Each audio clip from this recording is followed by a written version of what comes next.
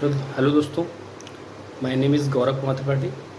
मैं CGL 2020 से divisional accountant हूँ और मेरी ऑल इंडिया रैंक 703 थी, जिससे मुझे मेरा होम स्टेट यूपी मिल गया था। मेरा सिलेक्शन भी, मेरे पास EWS था बट मेरा सिलेक्शन भी UR से हुआ था और मुझे पोस्टिंग भी UR से मिली थी। और CGL 2021 से मुझे CBI सब इंस्पेक्टर मिला है और मेरी ऑल इंडिया रैंक 1082 है। आज ये वीडियो बनाने का पर्पज़ जो डिविजनल अकाउंटेंट हैं उनका सिलेक्शन होने के बाद में, फाइनल रिजल्ट आने के बाद में आगे का प्रोसेस क्या होता है वो बताने के लिए मैं ये वीडियो बना रहा हूँ। मेरा भी सिलेक्शन हुआ था और उस प्रोसेस के थ्रू मैं गुजरा हूँ, तो मुझे पता है उसके बाद क्या क्या चीज़ें होती हैं, क्या क्या प्रॉब्लम्स होती हैं। तो आपका जब फाइनल रिजल्ट आ जाता है उसमें आपकी ऑल इंडिया रैंक भी आ जाती है। फाइनल रिज़ल्ट आने के बाद में लगभग एक 1 मंथ के अंदर अंदर आपका प्रेफरेंस फॉर्म आ जाता है।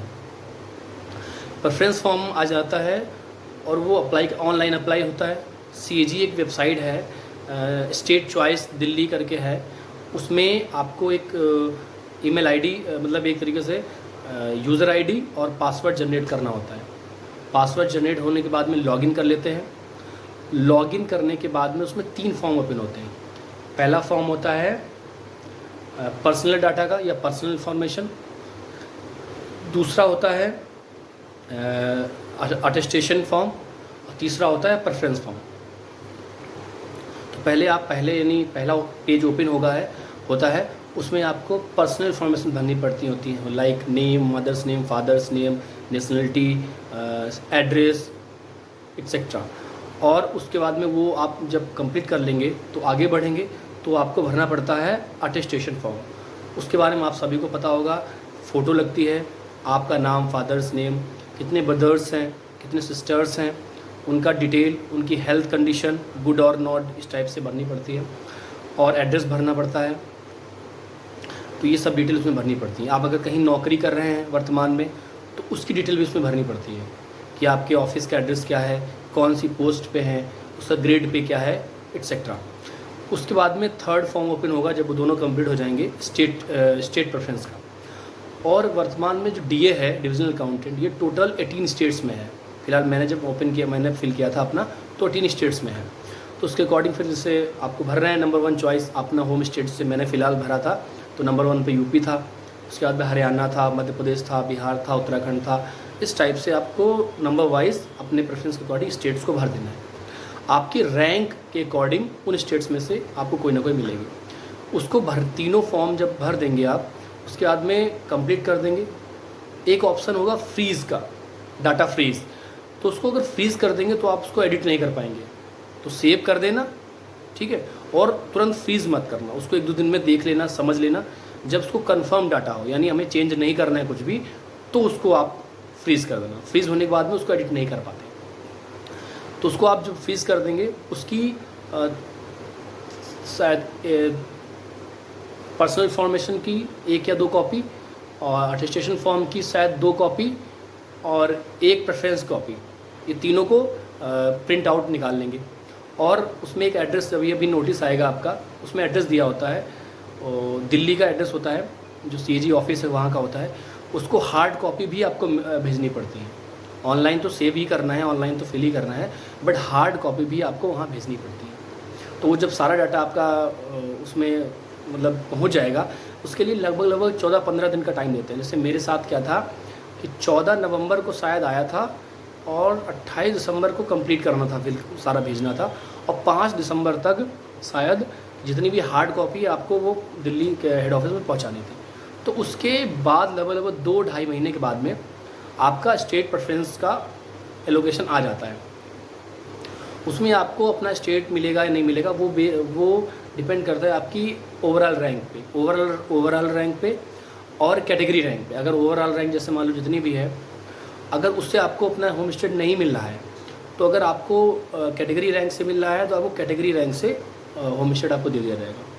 अदरवाइज़ रैंक के अकॉर्डिंग जो स्टेट आपको मिल रहा होगा, आपकी प्रेफरेंस के अकॉर्डिंग वो आपको मिल जाएगा। और इससे मेरी ऑल इंडिया रैंक 703 थी, और मेरे पास EWS भी था, और EWS रैंक बहुत थी कम, शायद 77 ऐसे ही कुछ या 81 ऐसे ही कुछ थी। तो मुझे अपनी यूआर रैंक से ही अपना होम स्टेट मिल गया था, ईडब्ल्यूएस की कुछ ज़रूरत ही नहीं पड़ी थी फिलहाल। तो वो 2-2.5 महीने के बाद आ जाता है। उसके बाद में आपको स्टेट मिल जाता है। स्टेट मिलने के 1 महीने के अंदर अंदर आपका जो स्टेट होगा उसका जो एजी ऑफिस होगा, अकाउंटेंट जनरल जो हेड ऑफिस होगा, वहाँ से कॉल आएगा आपको। एक डेट आएगी कि जैसे मेरा था शायद 3 तारीख तक, 3 फरवरी या 3 मार्च तक, 3 फरवरी तक, 3 मार्च तक वहाँ पर रिपोर्टिंग करनी है। तो वहाँ हम लोग जाते हैं सबसे पहले। तो फर्स्ट डे वहाँ जाके मिलते हैं, बताते हैं कि हम रिपोर्ट करने आ गए हैं, अपना ज्वाइन करने आ गए हैं। तो वो लोग डॉक्यूमेंट चेक करते हैं, मतलब हाई स्कूल की डॉक्यूमेंट, इंटर का डॉक्यूमेंट, ग्रेजुएशन, उसकी डिग्री वगैरह, और कोई कैटेगरी सर्टिफिकेट है तो वो चेक करते हैं। अगर आप कहीं ऑलरेडी जॉब में हैं तो उसका एनओसी चेक कर, मतलब वही जो रिज़ाइन करके हम लाते हैं, चेक करते हैं। तो उसको चेक करते हैं। उसके बाद वो एक फॉर्म देते हैं कि इस एक फॉर्मेट देते हैं, उस पर आपको मेडिकल कराना होता है। वो फॉर्म मिल जाता है उसको। वहीं से इलाहाबाद में था तो वहाँ का हॉस्पिटल था, वहीं उसको रिकमेंड कर दिया कि वहाँ जाके मेडिकल करा लो। उससे मेरा था तो मैं हॉस्पिटल में गया, उनको वो लेटर दिखाया जो एजी ऑफिस ने दिया था। लेटर दिखाया तो उन्होंने बताया कि लगभग 12-14 टेस्ट है, काफ़ी लंबी लिस्ट थी टेस्ट की। तो टेस्ट वो हम लोगों ने कराए, एक एक करके सारे कराए टेस्ट। जैसे एक्सरे था, ईसीजी था, ब्लड टेस्ट था, यूरिन टेस्ट था, स्किन था, बहुत सारे टेस्ट है। तो टेस्ट कराते हैं। टेस्ट कराने में आपको 1 दिन भी लग सकता है, अगर 1 दिन में नहीं हो पाएंगे तो नेक्स्ट डे भी आपको कराने पड़ सकते हैं। सारे टेस्ट की रिपोर्ट्स लेके फिर एजी ऑफिस जाना है। तो एजी ऑफिस जाते हैं, उसके बाद में सब चेक करते हैं। चेक करने के बाद में उसके बाद में आपसे एक एप्लीकेशन मांगते हैं। उसमें आप 4 सिटी, आप अपने स्टेट की कोई भी 4 सिटी आप भर के दे सकते हैं प्रेफरेंस अकॉर्डिंग, कि मुझे यहाँ चाहिए, यहाँ चाहिए, यहाँ चाहिए, यहाँ चाहिए। तो भर के दे देते हैं, वो एप्लीकेशन उनको दे देते हैं। तो उन्हीं 4 प्रेफरेंसेस में से अगर सीट वैकेंट है तो उन्हीं 4 में से मिलेगी आपको। अगर बाई चांस उन पहले में नहीं सीट वैकेंट है तो नहीं मिलेगी, दूसरे में सीट वैकेंट नहीं है तो भी नहीं मिलेगी, तीसरे प्रेफरेंस में सीट वैकेंट नहीं है तो भी नहीं मिलेगी, और चौथे में भी नहीं है तो नहीं मिलेगी। उसके बाद देखा जाता है पहला प्रेफरेंस। पहले प्रेफरेंस से अगर आसपास कोई सीट वैकेंट है तो मिल जाएगी, उन्हीं में से कोई ना कोई में से आपको मिल जाएगी। अगर पहले के आसपास भी कुछ नहीं है तो सेकंड के आसपास देखेंगे, उसमें से कोई ना कोई सीट आपको मिल जाएगी। ऐसे आपको प्रेफरेंस मिल जाएगा। वहाँ से वो लास्ट डे, लगभग जो एजी ऑफिस का जो होता है शेड्यूल, इसमें आपको लगभग 1 वीक का टाइम लग जाता है। मतलब फाइनल जब रिपोर्टिंग करते हैं उससे लेकर के फाइनल अपॉइंटमेंट लेटर तक, ठीक है। और आपको वो स्टेट मतलब सिटी अलॉट कर देते हैं, एक पेज पे लिख देते हैं कि आपको इन सीनियर डी के अंडर इस सिटी में भेजा जाता है। तो उसको अपॉइंटमेंट लेटर दे देते हैं। उसके बाद बोल देते हैं नेक्स्ट डे जाके आप वहाँ ऑफिस में ज्वाइन कर लीजिए। मुझे इससे मान लेते हैं 17 तारीख से लेकर के शायद 22 या 23 तारीख तक मुझे एजी ऑफिस में रुकना पड़ा था। उसके बाद में मुझे बलरामपुर दे दिया था, वहाँ बोल दिया था कि नेक्स्ट डे जाके आपको वहाँ रिपोर्टिंग करनी है। तो लगभग 1 वीक का समय लग जाता है जो एजी ऑफिस होते हैं। 1 वीक में आपको अपॉइंटमेंट लेटर दे देंगे और आपको सिटी जो भी होगा अलॉट करके बता देंगे, वहाँ जाके ज्वाइन करना। तो उस सिटी में आप जाएंगे तो वहाँ के जो सीनियर डाउ होंगे, सीनियर डिविजनल अकाउंट ऑफिसर होंगे, वो आपको ज्वाइन करेंगे। और वहाँ आपको लगभग 5 से 6 महीने रुकना होता है। 5 से 6 महीने रुकना होता है। उसके बाद में एजी ऑफिस से दोबारा कॉल आता है और आपको ट्रेनिंग, यानी written training and practical training के लिए फिर से वापस एजी हेड ऑफिस बुला लिया जाता है। जैसे मेरा यूपी का इलाहाबाद में है तो इलाहाबाद में बुला लिया जाएगा। तो अभी मुझे 3 ही महीने हुए फिलहाल, अभी आगे जब होगा तो एजी ऑफिस में बुला लिया जाएगा। वहाँ आपकी कुछ 4 या 5 महीने थ्योरेटिकल ट्रेनिंग होती है। फिर एजी ऑफिस के डिफरेंट टेबल्स पे या सेक्शंस में आपका प्रैक्टिकल ट्रेनिंग होता है। तो जब आपकी रिटन ट्रेनिंग और प्रैक्टिकल ट्रेनिंग दोनों कंप्लीट हो जाते हैं, उसके बाद DAGE का एक एग्ज़ाम होता है, जिसको बोलते हैं कन्फर्मेशन एग्ज़ाम। अगर आप वो कन्फर्म मतलब पास नहीं कर पाते हैं तो आपको डिमोशन भी दे सकते हैं। उसके लिए 3 चांस मिलते हैं और 3 एडिशनल चांस एजी अपनी मर्जी से दे सकता है। 3 चांस आपको मिलेंगे और 3 एडिशनल चांस आपको एजी देगा अपनी मर्जी से।